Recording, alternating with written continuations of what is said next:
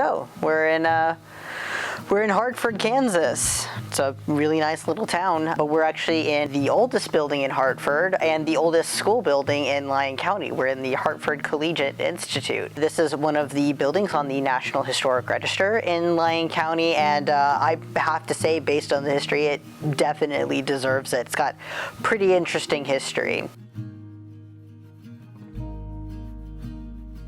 Way back in 1860, the Baker University in Baldwin, Kansas decided that they wanted a satellite school of sorts. So they looked around and sort of selected an area, and they decided, hey, we're going to build a little institute here in Hartford to get them prepared for college and to enter the Methodist Church. So over the next couple of years, they sort of like scouted out the area and such, and eventually started getting the citizens to donate land, money, stocks, things like that, so that they could finance the building of the Hartford Collegiate Institute. The building was actually supposed to start getting built in 1862 and be finished in late 1862, early 1863, but there were some issues getting a lot of the funding for this. A lot of the pledges that people had made, they had a really hard time collecting on. So they had hired two builders from Emporia, John Griffith and Richard Howe, to do a lot of the stonework. By April of 1863, they only had the walls 1/4 built because they couldn't get the money. I actually went and I found newspaper articles where they were just imploring the people to donate what they said. So they were like, hey, if you donated land, we need a deed from you.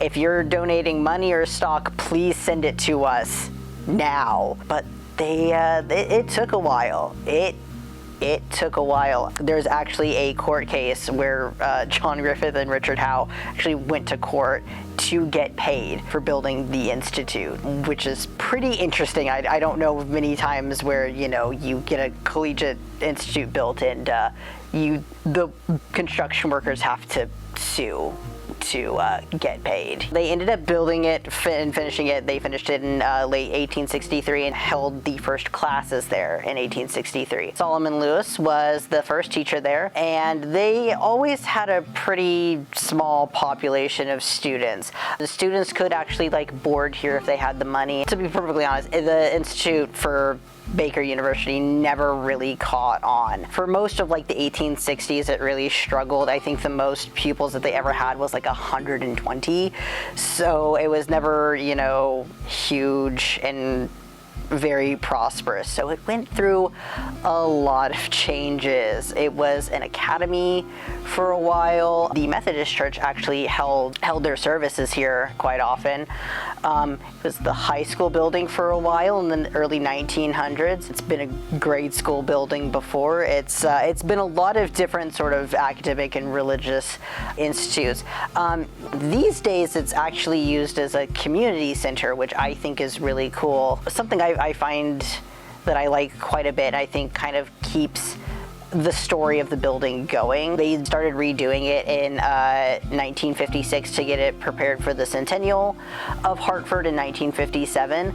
And since then, it's just kind of become a community space. Walking around here, you can really tell that it's still being used as a community space today, which I really like because I think it keeps the story going. You know, like, well, it was this first, and then it was this, and now we've been using it for, you know, well over 100 years, and it's still going. And that's part of the reason why they put it on the National Register, is because it's got such a varied history, but that history is still continuing. It's still telling the story of Hartford, because you've still got the community here using this building for different things, whether or not that's, you know, maybe a fundraiser, or they're holding like a religious service or something, or they're providing, you know, meals and food for people. That's part of the reason why it's on the National Register, is because it's got such a rich history already, but it's still going. The community is still using it. It's still a major part of the community, a focal point of the community. So